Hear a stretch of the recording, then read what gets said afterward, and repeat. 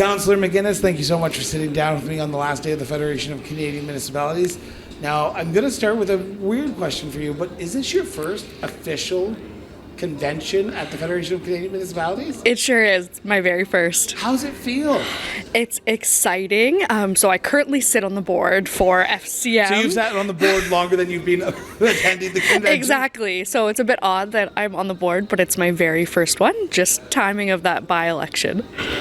So how's it feel to be here, and what are you learning from the Federation of Canadian Municipalities that you didn't know about prior to getting being appointed to the board? Yeah, so I always say, like after our provincial convention at SUMA, is I go into these sessions and I feel like the dumbest person in the room because you are learning so much. Subject matter experts, and then just from other municipalities and other elected officials. And, you know, I'm new to this role. I'm newly elected, so it feels like, I kind of joke with our city manager, sometimes it feels like a fire hose of information to the face, except I've really found here at FCM and at SUMA, our provincial conference, that it's structured in a way that I'm able to learn just enough that I can retain it. Really? Yeah. So what are you learning here that you haven't learned at SUMA or in your brief time as a municipal councillor? Yeah. Because you're truly drinking from the fire hose in this occasion, because most people who drink from the fire hose just get elected, but you get drink from the fire hose by getting elected, getting appointed, and now you're running for re-election at the FCM board. How's it feel?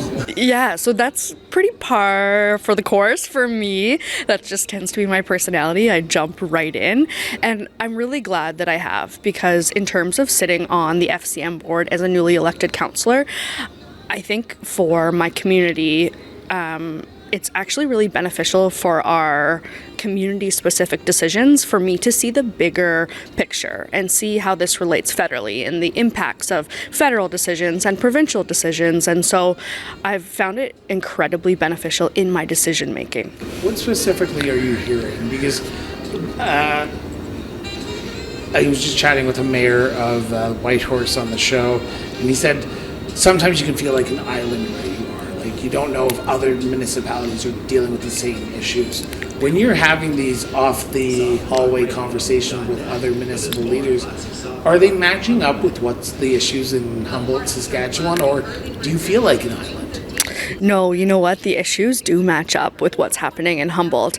And I think I can relate to your former guest in the fact that it feels like we're an island, especially when we come to these big conferences until we get talking to people. And then it's like, whoa, okay, no, the issues that we're having in Humboldt is the same that the city of Ottawa is having, just different scales. So what are the issues? What are the issues that you're matching up with on other municipal leaders? Yeah, so a huge one is lack of funding, federally and provincially as well, but I'll focus federally. We need a new framework for compensation for municipalities.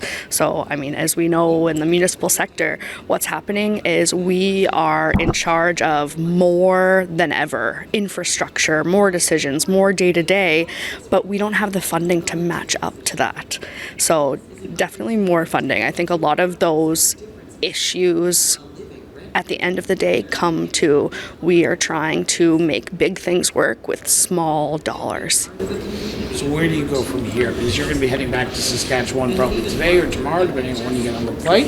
Because we're recording this on the 4th day, if I haven't mentioned that already.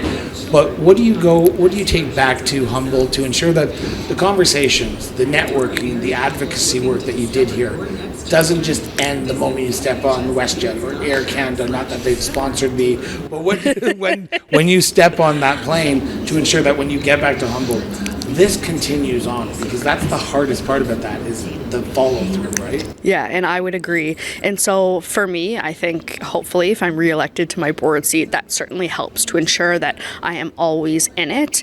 And if not, I can still continue the advocacy work for Humboldt on that national scale with FCM. And so I think what it looks like is staying very engaged with FCM and the decisions we're making. Sometimes as a city councillor, it's easy to say, no, I'm just focusing on Humboldt. I don't need to pay attention to what FCM is doing. But the things that FCM is advocating for impacts us. So really just staying engaged and ensuring that our voice in Saskatchewan and Humboldt is heard on the national stage.